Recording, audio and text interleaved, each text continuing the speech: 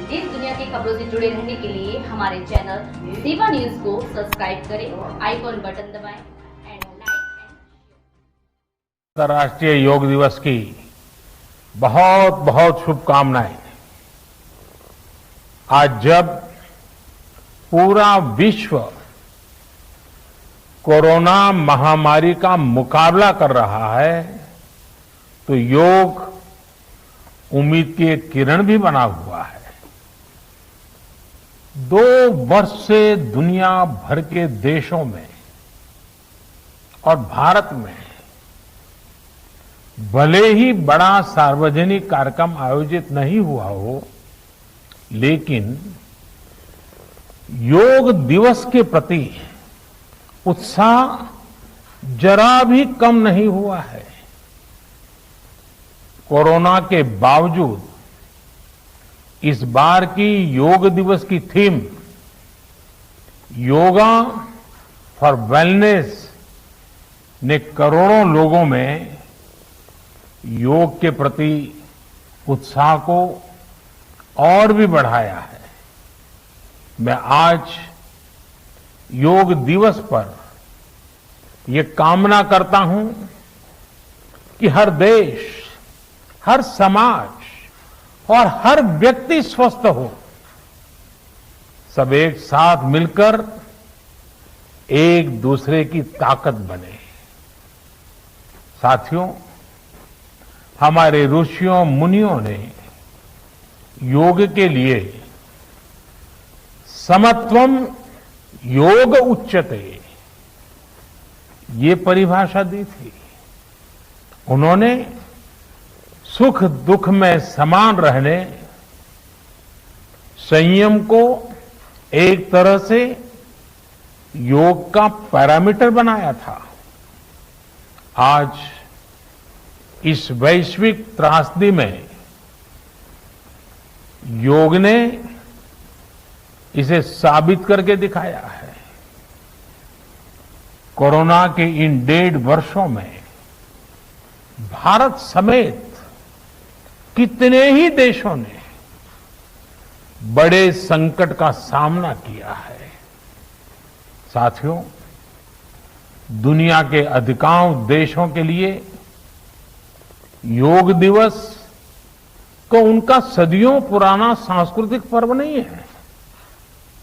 इस मुश्किल समय में, इतनी परेशानी में लोग इसे आसानी से भूल सकते थे, इसकी उपेक्षा कर सकते थे, लेकिन इसके विपरीत लोगों में योग का उत्साह और बढ़ा है, योग से प्रेम बढ़ा है। पिछले 1.5 सालों में दुनिया के कोने कोने में लाखों नए योग साधक बने हैं। योग का जो पहला पर्याय संयम और अनुशासन को कहा गया है, सब उसे अपने जीवन में उतारने का प्रयास भी कर रहे हैं। साथियों, जब कोरोना के अदृश्य वायरस से और इस अदृश्य वायरस ने दुनिया में जब दस्तक दी थी, तब कोई भी देश साधनों से, सामर्थ्य से और मानसिक अवस्था से इसके लिए तैयार नहीं था। हम सभी ने देखा है कि ऐसे कठिन समय में योग आत्मबल का एक बड़ा माध्यम बना। योग ने लोगों में ये भरोसा बढ़ाया कि हम इस बीमारी से लड़ सकते हैं। मैं जब फ्रंटलाइन वॉरियर्स से, डॉक्टर से बात करता हूं तो मुझे बताते हैं कि कोरोना के खिलाफ लड़ाई में उन्होंने योग को भी अपना सुरक्षा कवच बनाया। डॉक्टरों ने योग से खुद को भी मजबूत किया और अपने मरीजों को जल्दी स्वस्थ करने में इसका उपयोग भी किया। और आज अस्पतालों से ऐसी कितनी तस्वीरें आती हैं जहां डॉक्टर्स, नर्सेस मरीजों को योग सिखा रहे हैं, तो कहीं मरीज अपना अनुभव साझा कर रहे हैं। प्राणायाम, अनुलोम विलोम जैसी ब्रीथिंग एक्सरसाइज है हमारे रेस्पिरेटरी सिस्टम को कितनी ताकत मिलती है, ये भी दुनिया के विशेषज्ञ खुद बता रहे हैं। साथियों, महान तमिल संत श्री तिरुवल्लुवर जी ने कहा,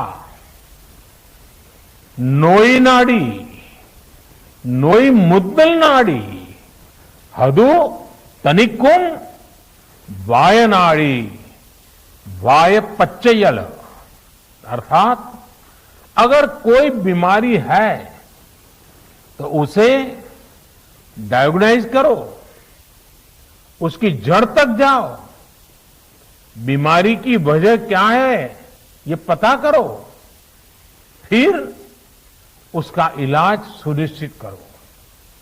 योग यही रास्ता दिखाता है। आज मेडिकल साइंस भी उपचार के साथ साथ हीलिंग पर भी उतना ही बल देता है और योग हीलिंग प्रोसेस में उपकारक है। मुझे संतोष है कि आज योग के इस पहलू पर दुनिया भर में के विशेषज्ञ अनेक प्रकार के साइंटिफिक रिसर्च भी कर रहे हैं, उस पर काम कर रहे हैं। साथियों, कोरोना काल में योग से हमारे शरीर को होने वाले फायदों पर, हमारी इम्यूनिटी पर पड़ने वाले सकारात्मक प्रभावों पर कई स्टडीज हो रही है।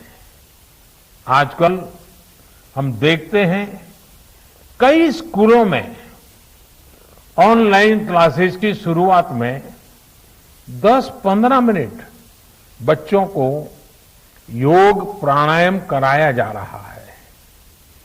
ये कोरोना से मुकाबले के लिए भी बच्चों की शारीरिक रूप में तैयारी कर रहा है। साथियों, भारत के ऋषियों ने हमें सिखाया है, व्यायामात लभते स्वास्थ्यम, दीर्घ आयुषम बलम सुखम, आरोग्यम परमम भाग्यम, स्वास्थ्यम सर्वार्थ साधनम। अर्थात योग व्यायाम से हमें अच्छा स्वास्थ्य मिलता है, सामर्थ्य मिलता है और लंबा सुखी जीवन मिलता है।